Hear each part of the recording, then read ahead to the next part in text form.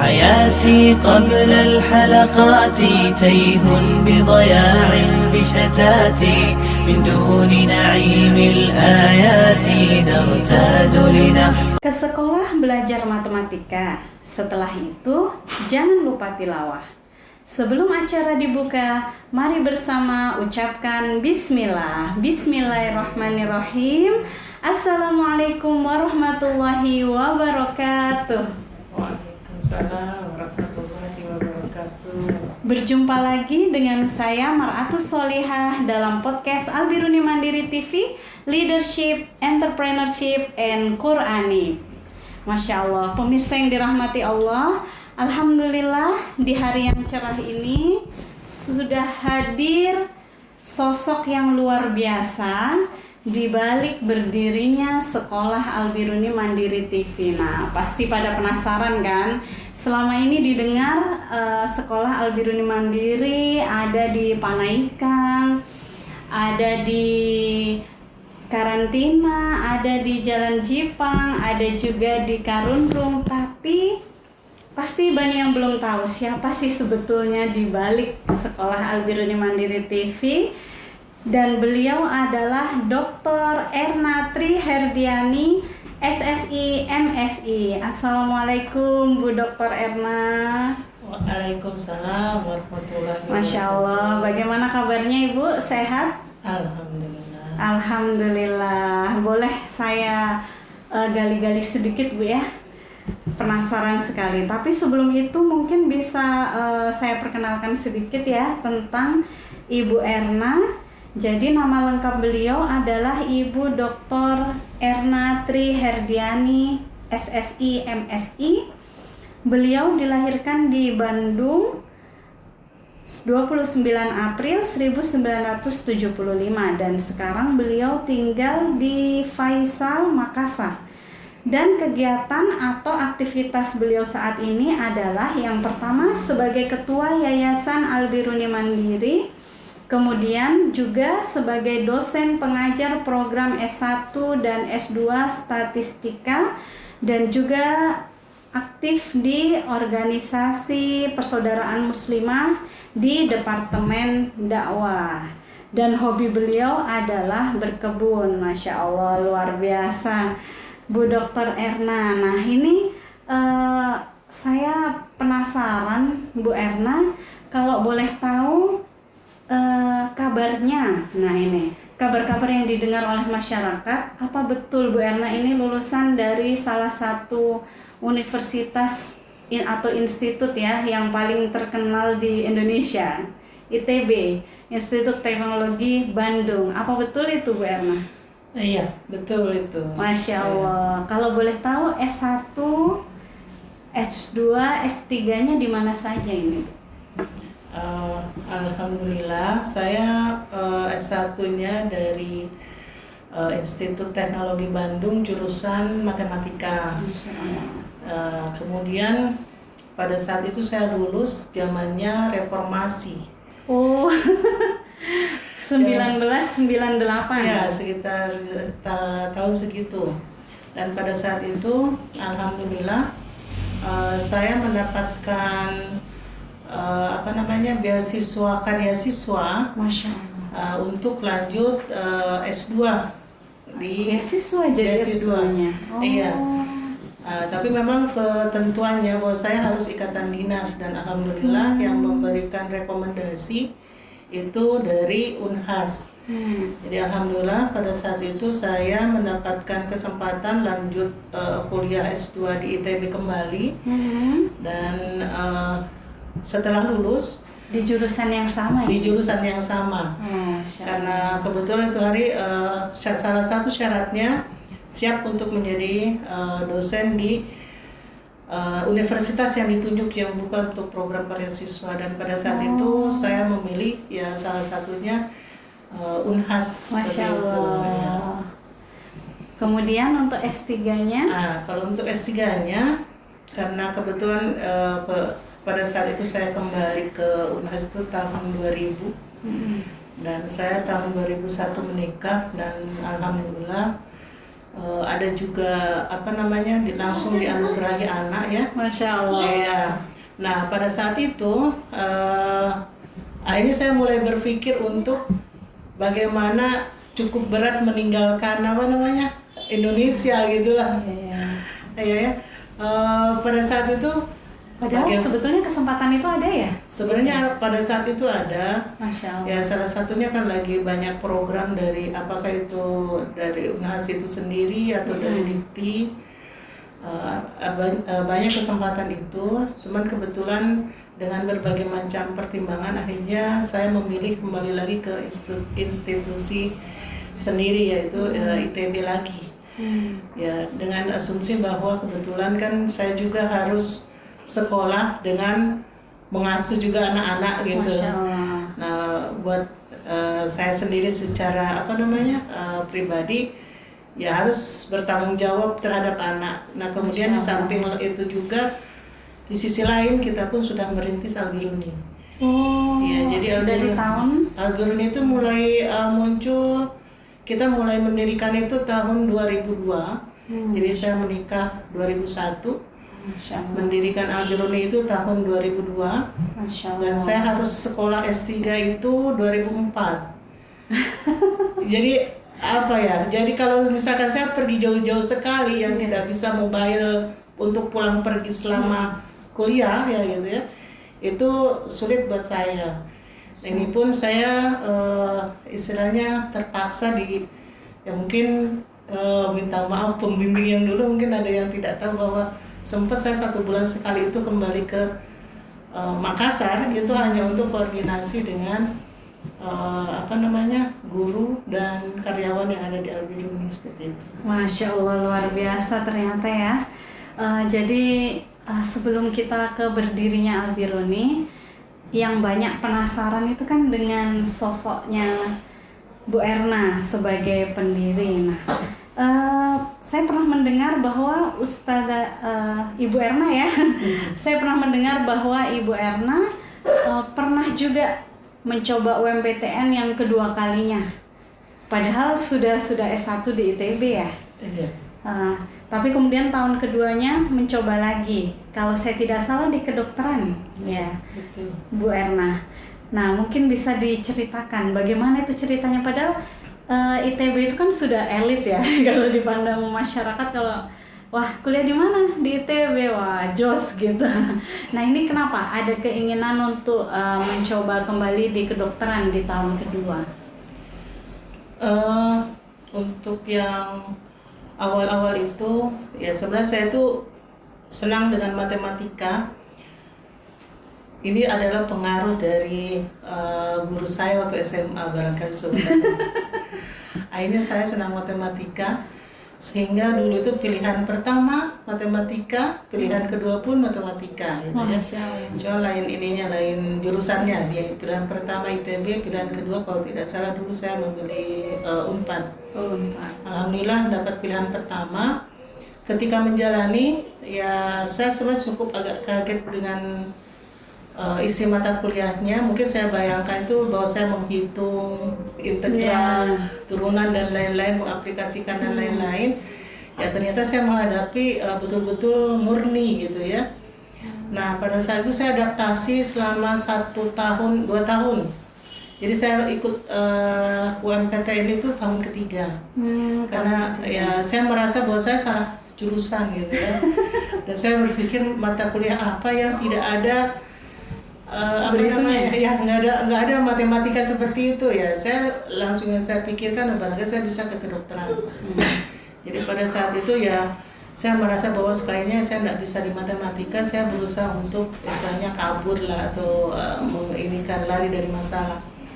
Pada saat itu saya coba ke kedokteran. Saya ingat sekali dulu pilihan pertama FKU karena saya di Jawa Barat, jadi pilihan saya itu ada di Unpad. FKU 4 dengan FKG.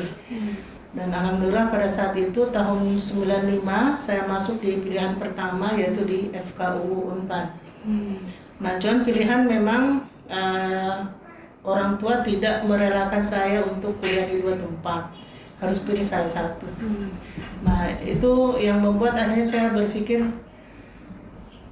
yang mana nih yang harus saya pilih, tetap di ITB ya dengan matematika ataukah saya beralih ke Unpad dengan kedokterannya.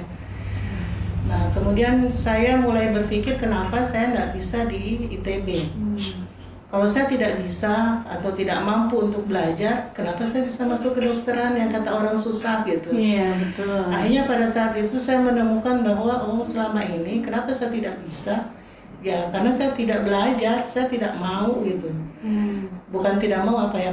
Intinya saya tidak memaksimalkan diri lah. Nah, dan itu akhirnya memotivasi saya bahwa ternyata saya bisa. Selama ini saya enggak bagus ya karena barangkali memang saya tidak maksimal gitu ya. Nah, akhirnya dengan kejadian itu saya lebih memilih di matematika ITB karena saya pun mendapatkan ada satu dosen yang pada tahun ke itu tuh saya ketemu beliau dan betul-betul memotivasi saya untuk tetap di matematika. Dan itu menjadi profesor saya pada saat S3 sebagai promotor, yaitu Profesor Dr. Maman Jauhari. Ya, beliau adalah motivator lah buat saya untuk tetap di matematika dan yang membuat akhirnya saya memutuskan pilihan untuk berada di statistik. Sehingga alhamdulillah S1, S2, S3 saya meskipun jurusannya matematika tapi inti dari tugas akhirnya berada di statistika. Dan alhamdulillah semenjak itu ya sempat pada saat memutuskan untuk di matematika sempat terbersit dalam hati saya itu bolehlah saya tidak menjadi dokter tapi mudah-mudahan saya bisa menjadi dokter. Masya Allah. Dan ya subhanallah pada saat saya pada saat saya selesai dokter itu saya mulai ingat ternyata saya bisa juga ya. Masya Allah. Dan itu waktu saya ingat kembali itu mungkin sekitar 7 tahun kemudian itu bisa terwujud pada akhirnya. Jadi di usia saya ke 33 tahun alhamdulillah saya sudah bisa menyelesaikan dokter tersebut. Masya Allah. Seperti itu mungkin yang ya alhamdulillah mungkin Allah telah memberikan jalan walaupun saya tidak lanjut di kedokteran ya. Sempat sih kalau saya pergi ke rumah sakit ya saya biasa dipanggil dengan dokter. Ya. Padahal ternyata saya bukan seorang Iya. Masya Allah, biarpun bukan dokter tapi menjadi dokter. Nah, yang saya penasaran tadi motivasi dari Prof. Maman, Profesor Dr. Maman Al-Jauhari, apa yang beliau katakan kok sampai Bu Erna mau gitu balik ke matematika? Boleh nggak dikasih tahu rahasianya? Kalau saya lihat filosofi matematika untuk kehidupannya itu sangat bagus gitu ya. Dan saya pun belajar banyak dari beliau. Salah satu misalkan masalah kedisiplinan, masalah bahwa statistika itu ya bermanfaat dan banyak diperlukan. Banyaklah dari beliau sehingga membuat akhirnya saya berusaha untuk betul-betul bagaimana menjadi lebih baik lagi atau berusaha untuk bisa menyelesaikan karena mungkin salah satu motivasi lain adalah orang tua juga ya karena orang tua berharapnya jangan sampai kamu hanya sekedar bisa masuk universitas tapi kamu tidak bisa menyelesaikannya. Nah, karena boleh jadi pada saat sekarang saya merasa tidak bisa di ITB, jangan sampai nanti di Unpad pun begitu. Jadi lebih baik saya pilih satu dan saya coba selesaikan. Dan ya alhamdulillah itu bisa terwujud. Nah, untuk misalkan motivasi dari Prof ini ya, saya selalu diajari bahwa statistik itu sesuatu yang istilahnya menarik dan bisa problem solving gitu, bisa menyelesaikan masalah yang ada dalam kehidupan kita seperti itu. Masya Allah, makanya di Al-Biruni Mandiri nih semuanya berbasis data ya Bu ya. Saya lihat kalau mau apa dilihat dulu datanya betul atau tidak, observasinya. Masya Allah luar biasa. ternyata ada hubungannya salah satu problem solving ya dengan statistik. Nah, oke. Ya, Masya Allah. Jadi Bu Erna tadi menyelesaikan program doktornya sambil sudah punya anak, Bu ya. Sambil sudah punya anak dan sudah berdiri juga Al-Biruni Mandiri tahun 2002 berdirinya, dan Bu Erna melanjutkan S3 di tahun 2004. Ya Bu ya, Masya Allah. Nah, ini dari Al-Biruni Mandiri berdiri tahun 2002 sampai sekarang, insya Allah mau memasuki 2022 ya, karena ini adalah hari terakhir di tahun 2021. Itu kan berarti kurang lebih 20 tahun ya Bu Erna, dan itu perubahannya luar biasa. Yang pernah diceritakan oleh Bapak Arafah di podcast sebelumnya, bahwa tadinya itu Al-Biruni Mandiri itu tempatnya masih sewa, kemudian muridnya masih sedikit, bertahap hingga berkembang menjadi sekolah Islam terpadu terbaik yang ada di Makassar, insya Allah ya. Dan kita doakan semoga tambah semakin bagus. Nah, ini kalau boleh tahu seperti apa perjuangannya dulu, Bu, dalam merintis Al-Biruni Mandiri ini? Ya, terima kasih Bu Fatus. Jadi untuk awal-awal Al-Biruni ini berdiri, saya ingat dulu waktu kita angkatan pertama penerimaan siswa baru, itu saya sama Pak Arafah itu pergi dari TK ke TK untuk presentasi. Biasanya Pak Arafah presentasi, saya yang tunggu di belakang gitu, seperti itu. Nah, itu dari satu TK ke TK yang lainnya. Sedangkan untuk penerimaan siswa baru, ya kita sudah rekrut ya sahabat-sahabat kita yang memiliki visi misi untuk membuat sekolah yang bagus ya, sekolah Islam yang berkualitas. Nah, mereka yang menunggu istilahnya di tempat sekolah yang istilahnya yang kita akan mulai. Nah, alhamdulillah dari berputar-putar sekota Makassar kita dari TK ke TK, ya akhirnya kita mendapatkan, saya ingat sekali angkatan pertama itu adalah 11 orang. Masya Allah. Ya, itu pun dengan berbagai macam hal yang kita dapat. Istilahnya gini, kalau kita mendengar ucapannya orang lain mungkin tidak bakalan kita jalan lah. Karena sampai saya ajungkan jempol kalau kamu dapat 5. Masya Allah. Ada yang bilang gitu? Ada yang bilang gitu. Artinya ya 11 itu sudah melebihi dari ekspektasinya orang lain. Karena biar 5 saja orang tidak bakalan percaya kita bakalan dapat siswa seperti itu. Ternyata di dunia ini orang julid bukan hoax ya, memang ada ya. Betul itu.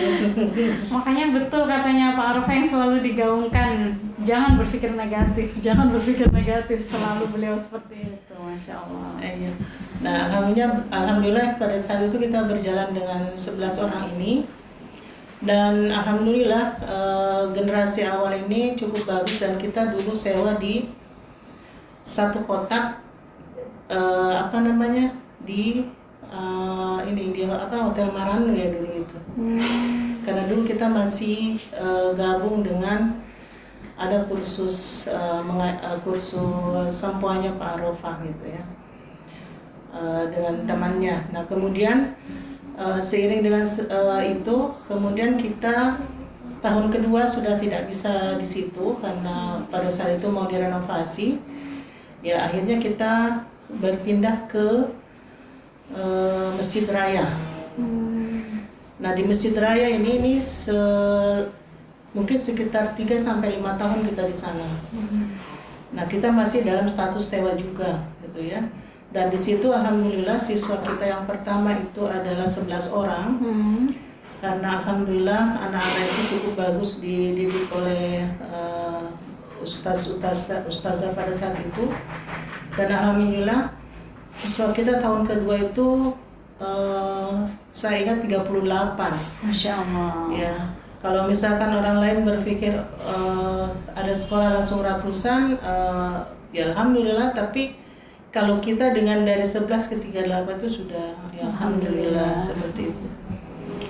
Nah, pada saat itu kita sewa di Masjid Raya itu sampai 3-5 tahun. Nah, kemudian kita beralih ke ruko lagi. Di tahun selanjutnya itu 2007 itu di sekitar Ramayana Petarani. Ya, alhamdulillah kita bisa mendapatkan bangunan sendiri itu adalah yang di Jalan Karantina untuk yang pertama kali. Seperti itu. Jadi untuk untuk perjuangan dari situ ya kita berusaha bagaimana memaksimalkan lah apa yang kita miliki atau memaksimalkan potensi yang ada di dalamnya ya, supaya bagaimana caranya supaya kita bisa pelan-pelan menjadi punya aset sendiri untuk kelangsungan anak siswa yang lainnya seperti itu. Dan pada tahun 2011 atau 2014 ya, nah alhamdulillah kita dapat itu yang di Jipang. Ya, alhamdulillah akhirnya kita kalau dulu barangkali kita kayak mimpi kapan kita bisa punya bangunan sendiri, ya akhirnya ternyata Allah memberikan jalan, memberikan kemudahan untuk bisa memperoleh gedung, dan alhamdulillah sekarang sudah ada 3 lokasi yang merupakan milik yayasan ya, yaitu di Karantina, kemudian di Karundrum dengan yang di Jipang. Dan mudah-mudahan ini membawa berkah untuk sekolah seperti itu. Amin, masya Allah. Kemudian, nah ini Al-Biruni Mandiri dari hari ke hari selalu memperbaiki dan terus memperbaiki. Saya lihat lagi yang luar biasa itu adalah kurikulumnya ya, Bu Erna. Kurikulumnya itu kan kalau bahasa Inggris merujuk ke Second Language Cambridge. Kemudian kalau bahasa Arab ada juga Al-Arabiyah Baina Yaday. Kemudian untuk tahsin juga luar biasa. Ada metode umi yang digunakan. Nah, sebetulnya waktu saya pertama kali main-main ke sekolah Al-Biruni Mandiri itu cukup takjub juga, karena ternyata target kelas 6 SD itu 30 juz, bukan juz 30 ya. 30 juz, Masya Allah. Nah ini sebetulnya yang mendasari paling awal kenapa sekolah ini dibentuk itu apa yang dituju? Untuk ke Al-Quran mungkin ceritanya agak lain ya. Jadi waktu dulu salah satu tagline atau moto dari sekolah itu adalah sukses dunia akhirat. Karena kita pernah merasakan bagaimana sekolah yang akademiknya sangat bagus gitu ya, tetapi di sisi lain kita tidak jadi hafiz Quran gitu ya. Nah jadi kelemahan yang kita dapatkan itu ya kita harus coba perbaiki untuk anak-anak kita gitu. Akhirnya kita coba sekolah ini selain memperhatikan secara akademik, kita pun harus memperhatikan agamanya gitu ya, supaya bagus, atau Al-Qur'annya supaya bagus. Sehingga salah satu yang kita perbaiki adalah bacaan, karena memang anak SD pada saat itu ya. Nah, seiring sejalan kita selalu evaluasi, ada hasil di mana anak-anak itu hafal, tapi suatu hari pada saat neneknya ngecek gitu, kenapa ini anak hafal tapi bacaannya salah-salah, ternyata dia masih belum lancar, dia hanya bisa menghafal juz 30, tapi dia bacaan tahsinnya tuh masih belum bagus gitu. Nah kemudian kita perbaiki lagi. Nah tahsinnya bagus, tapi misalkan selama kelas 3 itu kita baru capai 2 juz gitu. Akhirnya kita juga berpikir bagaimana kita ada satu metode, ketika kita menggunakan metode tadi itu yang bisa pintar, bukan hanya satu, tapi satu kelas. Kalau satu tidak bisa, oke lah. Tapi kalau misalkan hanya satu yang pintar, nah itu yang lainnya kemana? Yang lainnya bagaimana? Karena kan orang tua tua sudah mentitipkan anak-anaknya kepada kita. Nah, kita berusaha bagaimana membuat anak-anak ini menjadi bagus semuanya, bukan hanya 1-2 orang gitu. Itu yang menjadi merasa kayak satu tanggung jawab buat kita dari sekolah atau dari yayasan untuk membuat anak-anak itu bagus secara rame-rame gitu.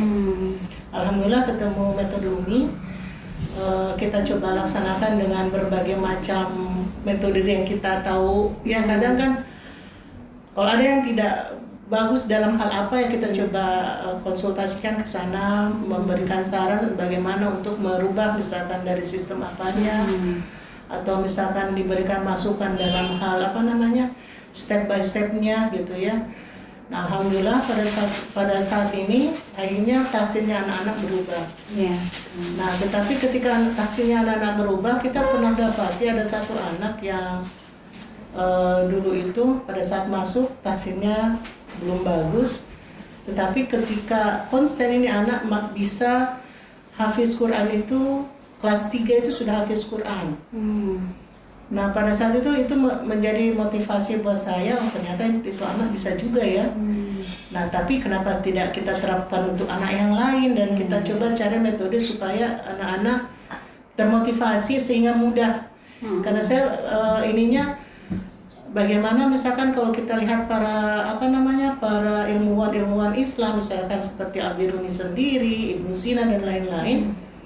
Mereka bagus di dunia di dunia keilmuan, tapi mereka pun bagus di dalam agamanya, bahkan mereka rata-rata hafiz Quran. Nah, motivasi ini yang membuat kenapa tidak ya sekarang kita coba, apalagi didahulukan bahwa kebangkitan Islam yang kedua, nah itu kan belum. Nah, sekarang bagaimana kalau kita rintis dan mempersiapkan anak-anak kita menyongsong masa itu gitu ya.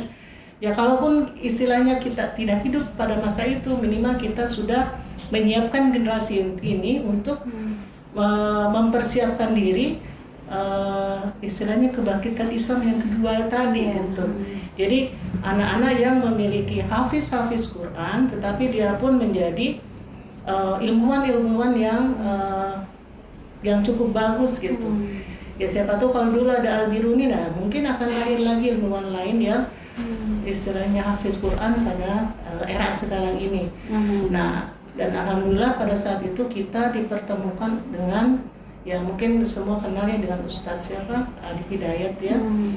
Ya kita tertarik dengan metodenya, ya alhamdulillah kita coba mengirim utusan Ustadz dengan ada satu siswa ke sana untuk belajar.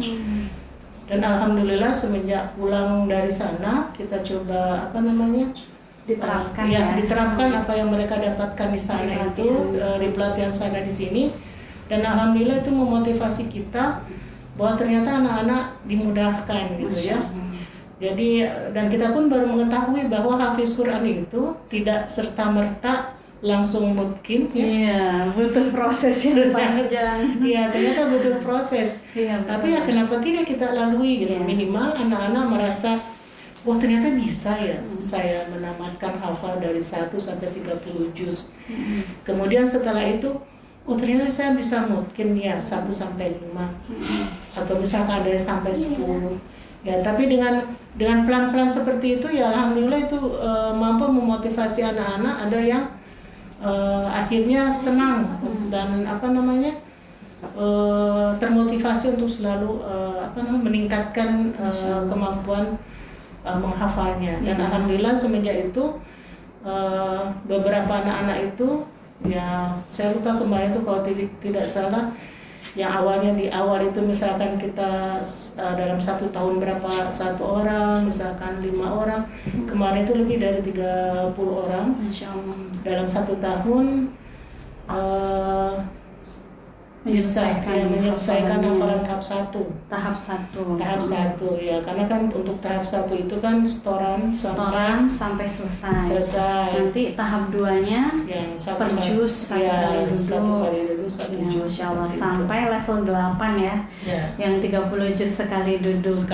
Masya Allah. Jadi luar biasa. Mudah-mudahan ada yang sampai level 8, karena sejauh ini kan level 3 alhamdulillah sudah cukup banyak juga Bu Erna.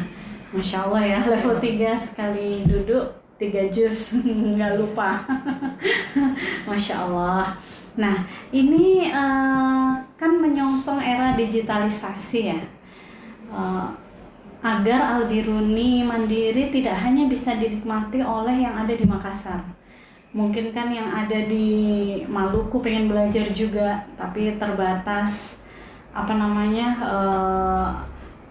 jalannya mereka ke sini, transportasinya dan sebagainya, agar bisa menjangkau lebih banyak. Rencananya saya dengar mau meluncing sekolah berbasis online ya, Bu Erna, di Al-Biruni Mandiri. Iya, insya Allah mungkin kita sudah mulai ya mencoba ke arah situ. Jadi kita coba dengan ada beberapa subjek yang kita persiapkan untuk secara online, kita namakan sebagai sekolah online Al-Biruni Mandiri. Nah, untuk tahap awal yaitu yang pertama adalah Al-Quran, karena ini kan harapannya kita bisa menyebarkan kebaikan itu ke mana saja gitu ya. Apalagi saya mencoba ikut beberapa kursus terkait dengan tahsin ini. Ternyata ya banyak yang mau untuk memperbaiki bacaan gitu. Dan mulai dari bukan hanya sekedar anak-anak sampai orang tua pun ya insya Allah masih tetap untuk bisa memperbaiki tahsin ini. Jadi insya Allah kita pun berusaha untuk istilahnya fastabiqul khairat ya, sama-sama bersama dengan yang lainnya berusaha untuk menuntaskan buta aksara Al-Quran seperti itu. Dan yang kedua itu tentang bahasa Arab ya, karena memang kita umat Islam, Al-Quran dalam bahasa Arab sudah barang tentu hal yang sangat utama buat kita adalah bagaimana kita memahami bahasa Arab untuk lebih mudah memahami Al-Quran sebenarnya seperti itu. Kemudian yang ketiga adalah bahasa Inggris ya, kita punya kita berusaha dengan menggunakan Cambridge. Kenapa dengan bahasa Inggris? Karena ini kan bahasa yang kita gunakan juga untuk komunikasi dengan yang lain gitu ya, negara lain atau dengan orang yang ada di luar sana. Kita pun mau siswa-siswi kita ya berpikiran global ya. Kita mulai bahwa kita itu bukan hanya hidup ada di Indonesia saja, di Makassar saja, tapi kita berusaha untuk terbuka keluar gitu. Sehingga ya harapannya anak-anak kita tidak hanya dia mampu berada di kancah Makassar, Indonesia, tapi harapannya dengan berbekal ketiga ilmu ini, Al-Quran, bahasa Arab ataupun bahasa Inggris, anak-anak ini mampu untuk bisa lebih internasional seperti itu sebenarnya harapan kedepannya. Iya, karena memang yang dibutuhkan di dunia luar itu ya ini keterampilan. Yang pertama untuk prinsipnya keterampilan Al-Quran tentunya. Kalau sudah bisa bahasa Arab, bahasa Inggris, percakapan udah lancar, udah enak ya Bu ya, kemana aja gitu, Masya Allah. Baik, kemudian untuk meningkatkan kapasitas keilmuan Ananda, insya Allah juga akan ada kelas Olimpiade ya Bu Erna? Iya, insya Allah seperti itu. Jadi seperti tadi ya, Alhamdulillah kita sudah berusaha untuk meningkatkan dari sisi Al-Quran. Nah, di sisi lain kita pun akan berusaha juga meningkatkan dari secara keilmuan lainnya gitu ya, sainsnya atau dengan matematikanya, karena ya ini adalah hal yang mendasar, yang skill yang harus dimiliki oleh siswa-siswi kita, bekal mereka untuk bisa lanjut, misalkan lanjut kemana ya, kemana saja, apakah itu ilmu sosial ataukah itu ilmu kesehatan ya, ataukah misalkan ke ilmu kedokteran. Tentu kedua ilmu ini sangat diperlukan. Nah, otomatis mungkin kita akan berusaha bagaimana meningkatkan kemampuan anak-anak ini ya, salah satunya dengan kita coba membina anak-anak dengan kelas-kelas Olimpiade. Harapannya ini mampu untuk mengasah anak-anak. Karena saya ingat sekali dulu, saya punya ada satu guru yang cukup terkesan sampai sekarang. dia mampu membawa anak-anak kita itu sampai tahap nasional. Masya Allah. Dan saya ingat sekali Di apa ini, di bidang studi apa ini? robotik dulu. Robotik. Ya, robotik kita mewakili dari Sulsel untuk kancah nasional. Nah, kemudian sang guru ini pun memiliki kemampuan yang sangat bagus. Nah, sehingga mampu membuat anak-anak yang istilahnya tidak bisa menjadi bisa. Dan saya ingat rata-rata nilai untuk kelas pada saat beliau pegang kelas tersebut itu paling rendah itu 70 gitu. Itu paling rendah, artinya yang lainnya di atas itu. Nah, saya melihat dengan pembinaan yang intensif itu bisa seperti itu dengan orang yang tepat. Nah, maka saya ingin ke depannya Al-Biruni ini pun sama, selain dibina dengan orang yang tepat dalam hal Al-Quran, saya pun mau ya salah satunya adalah bidang sains, kemudian matematika pun dibina oleh orang yang tepat sehingga mampu melejitkan potensi mereka, ya, sehingga mereka pun bisa, kalau ada olimpiade ya mudah-mudahan mereka sudah bisa ikut serta lah di situ. Kalau sekarang mungkin belum, tapi insya Allah kita akan persiapkan atau kita kita coba ya persiapkan untuk menghadapi seperti itu. Masya Allah, luar biasa sekali obrolan orang di balik layarnya Al-Biruni Mandiri. Ternyata memang betul-betul yang konsen di dunia pendidikan ya, Masya Allah. Bukan sembarang orang. Jadi betul-betul paham mentreatment, mendidik siswa, Masya Allah. Semoga kedepannya Al-Biruni Mandiri semakin dicintai oleh masyarakat dan bisa mencetak generasi-generasi pemimpin seperti yang dicita-citakan dari awal. Dan semoga untuk Ustadzah Erna juga sehat selalu, agar bisa selalu memperhatikan yayasan tercinta, Yayasan Al-Biruni Mandiri. Baik, terima kasih atas kehadirannya hari ini Ibu Erna. Luar biasa ilmu yang diberikan. Di antaranya pelajaran yang saya dapat tadi, yang pertama dari kehidupannya Bu Erna ketika berkuliah ya, bahwasanya bisa jadi ketika kita merasa tidak bisa itu karena kita belum memaksimalkan potensi. Dilejitkan, jadi insya Allah pasti bisa gitu ya. Kemudian yang kedua, bila ada masalah tidak memilih untuk lari, tapi harus bertanggung jawab ya kan. Tadi ibunya Bu Erna kalau udah berani masuk, udah berani milih kuliah itu harus berani menyelesaikan juga ya, tidak terbengkalai. Masya Allah, luar biasa. Baik, terima kasih banyak Bu Erna untuk kehadirannya di podcast hari ini. Sama-sama kita tutup dengan membaca hamdalah alhamdulillahirobbilalamin dan doa kafaratul majelis. Subhanakallahumma wa bihamdika asyhadu an la ilaha illa anta astaghfiruka wa atubu ilaik. Terima kasih Bu. Masya Allah. في القلب مشاعر أخفيها قد أشرقت الشمس عليها عن خطط لم أعبأ فيها ستكون بأيامي فرقا فحياتي قبل الحلقات تيه